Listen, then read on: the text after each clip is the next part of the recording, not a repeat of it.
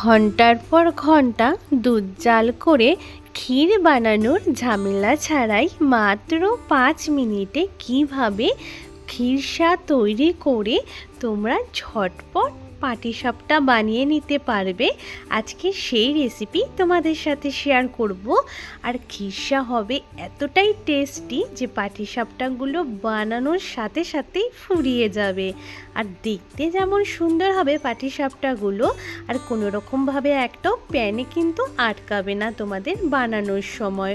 নমস্কার বন্ধুরা, welcome to Rupa's food story চ্যানেলে। চলো তাহলে ঝটপট বানিয়ে নিই পাটিসাপটাগুলো। প্রথমে আমি এখানে নিয়ে নিয়েছি 1 বাটি চালের গুঁড়ো, আর চালের গুঁড়োর সাথে দিয়ে দিয়েছি ময়দা। ময়দা কিন্তু আমি এখানে 3 ভাগ ময়দা নিয়েছি, 1 ভাগ বাকি রেখেছি, মানে যতটা আমি চালের গুঁড়ো নিয়েছি তার 3 ভাগ ময়দা দিয়েছি, 1 ভাগ কম রেখেছি। তা দেখো এখানে এবার দিয়ে দিয়েছি খেজুরের গুড়। মিষ্টিটা কিন্তু একটু বুঝে দিতে হবে, খুব বেশি মিষ্টি হয়ে গেলে কিন্তু পাটিসাপটাগুলো আবার বানানোর সময় কিন্তু আটকে যাবে।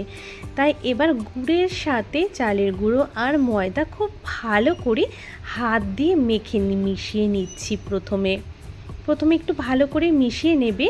এরপর এখানে আমি দিয়ে দিচ্ছি দুধ দিয়ে এবার ভালো করে হাত দিয়ে কিন্তু মেখে নেব। হাত দিয়ে মেখে নিলে কিন্তু মাখাটা খুব ভালো হয়, কারণ ময়দা বা চালের গুঁড়োর কোনো কিন্তু ডেলা ভাব থাকবে না, একদম পুরো ক্রিমের মতন কিন্তু তৈরি হবে। তাই অবশ্যই চেষ্টা করবে পাটিসাপটার ব্যাটারটা সবসময় একটু হাত দিয়ে মেখে নিতে। যত হাত দিয়ে এইভাবে দেখো আমরা মেখে নেব, একটা স্মুথ ব্যাটার কিন্তু তৈরি হবে। দেখো হাত দিয়ে মাখলে কতটা সুন্দর তৈরি হচ্ছে ব্যাটারটা। আর প্রথমেই কিন্তু একবারে বেশি করে দুধ দেবে না, অল্প অল্প করে দুধ দেবে আর ব্যাটারটাকে মেখে নিতে হবে। প্রয়োজনে আরও একটু দুধ ব্যবহার করতে হবে ব্যাটারের ঘনত্ব বুঝে। দেখো এখানে কিন্তু আমি মেখে নিয়েছি, তা এখনও কিন্তু অনেকটাই গাঢ় রয়েছে ব্যাটারটা, তা আরও একটু দুধ কিন্তু এখানে আমি অ্যাড করে দিয়েছি। তোমরা চাইলে কেউ জল দিয়েও ব্যাটারটা তৈরি করে নিতে পারো, তবে দুধ দিয়ে যদি ব্যাটারটা তৈরি করা হয় সেই পাটিসাপটার স্বাদ অনেক গুণ বেড়ে যায়। আর দেখো ব্যাটারটা ঠিক এরকম ঘনত্বের হবে, আঙুল ডোবালে মানে আঙুলটা ঠিক দেখা যাচ্ছে না, কিন্তু একটা পাতলা আস্তরণ পড়েছে, ঠিক এইরকম করে কিন্তু আমাদের ব্যাটারটা রেডি করতে হবে। আর সামান্য একটু এলাচের গুঁড়ো দিয়ে দিলাম, দারুণ সেন্ট হবে। আর নারকেল নিয়েছি আমি, নারকেল কোড়া। এবার চলো একটা 5 মিনিটে ঝটপট বানানো আমি এখানে পাটিসাপটার জন্য ক্ষীরসা তৈরি করে নিই। তা প্রথমে আমি কড়াইতে 1 কাপ মতন দুধ দিয়ে দিয়েছি। দুধটা আগে থেকে জাল করে রেখেছিলাম, সে ঠান্ডা দুধ এখানে দিয়ে দিলাম। এবার দুধটাকে আগে একটু ভালো করে গরম করে নেব। দুধ গরম হয়ে যাওয়া মাত্রই দিয়ে দিয়েছে এখানে নারকেল কোড়াগুলো। সমস্ত নারকেল কোড়াটাই আমি এখানে দিয়ে দিয়েছি। আমি এখানে কিন্তু একটু বেশি করে বানাচ্ছি, তাই এখানে আমি 2টো নারকেলের নিয়েছি কোড়া। তা ভালো করে আগে দুধের সাথে নারকেল কোড়াটাকে মিশিয়ে নিচ্ছি একটুখানি।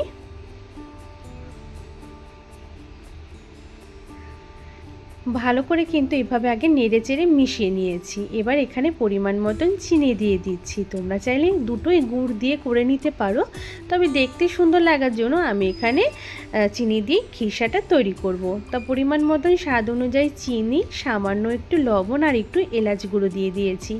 যে কোনো মিষ্টি খাবার তৈরির সময় যদি একটু লবণ দেওয়া হয় তাহলে কিন্তু খেতে আরও দারুণ টেস্টি হয়। আর এলাচ গুঁড়ো ক্ষীরসার মধ্যে কিন্তু অবশ্যই দেবে, দারুণ সেন্ট হয় আর খেতেও কিন্তু ভীষণ ভালো লাগে।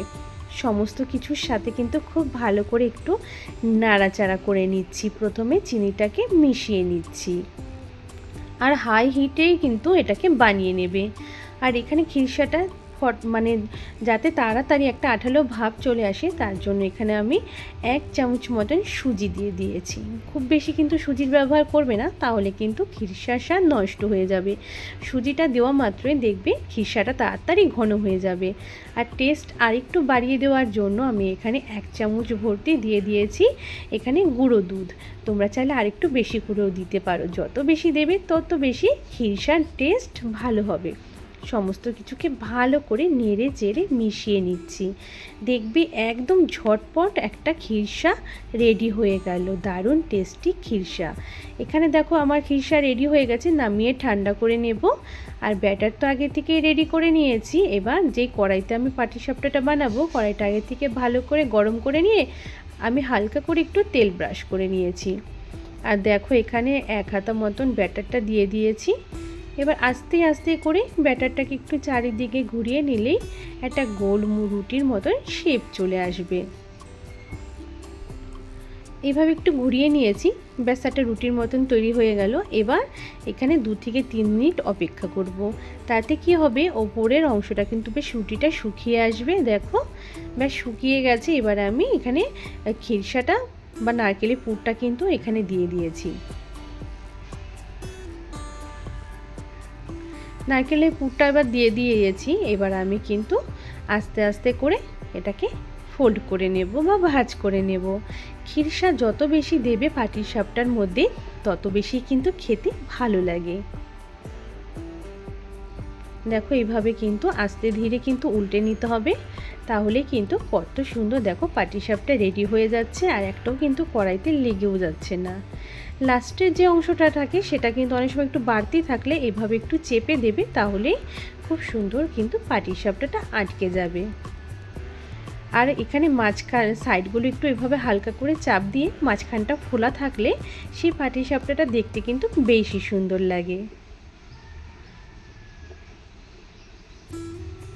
দেখো এইভাবে কিন্তু উল্টে পাল্টে নিচ্ছি। ব্যাস রেডি হয়ে গেল একটা পাটিসাপটা। চলো আরেকটাও তোমাদের ভেজে দেখাচ্ছি একইভাবে। আবার হালকা করে একটু তেল ব্রাশ করে নিয়েছি কড়াইতে, তারপর 1 হাতা মতন ব্যাটার কিন্তু দিয়ে দিয়েছি। এবার হালকা করে কিন্তু একটু ঘুরিয়ে নিতে হবে ব্যাটারটাকে। আর আজকের ভিডিওটা ভালো লাগলে অবশ্যই লাইক করতে কিন্তু ভুলবে না বন্ধুরা। দেখো 2-3 মিনিট অপেক্ষা করলে ওপরটা কিন্তু শুকিয়ে আসে খুব তাড়াতাড়ি, বেশিক্ষণ সময় কিন্তু লাগে না। তারপর আমি এখানে বেশি করে এখানে খিরসা দিয়ে দিয়েছি পাটিসাপটার মধ্যে। এবার আবার কিন্তু এবার ভাঁজ করে নেব পাটিসাপটাটাকে।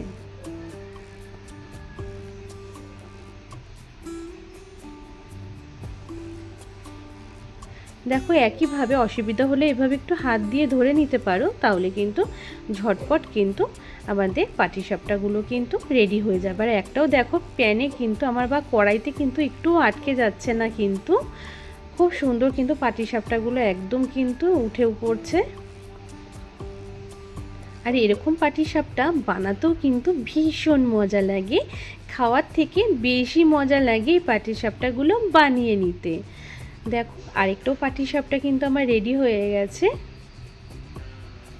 আর এরকম পাটিসাপটা করে যাকেই খাওয়াবে সে তোমার প্রশংসা না করে থাকতেই পারবে না। কত সুন্দর দেখো পাটিসাপটাগুলো।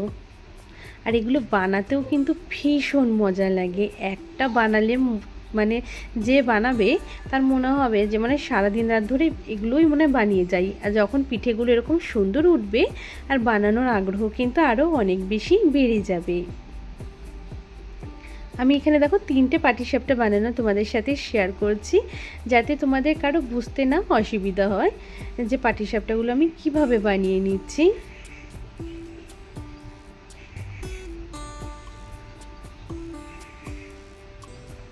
দেখো খিরসা দেওয়ার পর এভাবে প্রথমে একটু ভাঁজ করে নিতে হবে, তারপর চাইলে একটু হাত দিয়েও ধরে নিতে পারো, কোনো অসুবিধা নেই। আর প্রত্যেকটা পাটিসাপটাই কিন্তু একইভাবে আমি রেডি করে নিয়েছি। একটাও দেখো ভেঙেও যায়নি বা ফেটেও যায়নি, পাটিসাপটাগুলো একই রকম রয়েছে। কিন্তু একইভাবে দেখো সমস্ত পাটিসাপটা আমি বানিয়ে নেব। আর পাটিসাপটাগুলো এইভাবে বানালে তোমরাও কিন্তু একদম বাড়িতে পারফেক্ট পাটিসাপটা বানিয়ে নিতে পারবে। এবার আমি সবগুলো পাটিসাপটা প্লেটে সার্ভ করে নিচ্ছি। আর দেখো প্লেটে দেওয়া মাত্রই কতটা আরও পারফেক্ট লাগছে দেখতে, দেখা মাত্রই 4-5টা খেয়ে নিতে ইচ্ছে করবে, এতটাই লোভনীয় হয় এই পাটিসাপটাগুলো। আর আজকের ভিডিওটা যদি বা রেসিপিটা তোমাদের কাছে ভালো লাগে পাটিসাপটার রেসিপিটা, তাহলে অবশ্যই ভিডিওতে একটা লাইক করবে। ভিডিওটা আরও অন্যান্য ফ্যামিলি বন্ধুদের মাঝেও শেয়ার করে দিও, সেই সমস্ত বন্ধুরাও যাতে এই রেসিপিটা দেখতে পায়।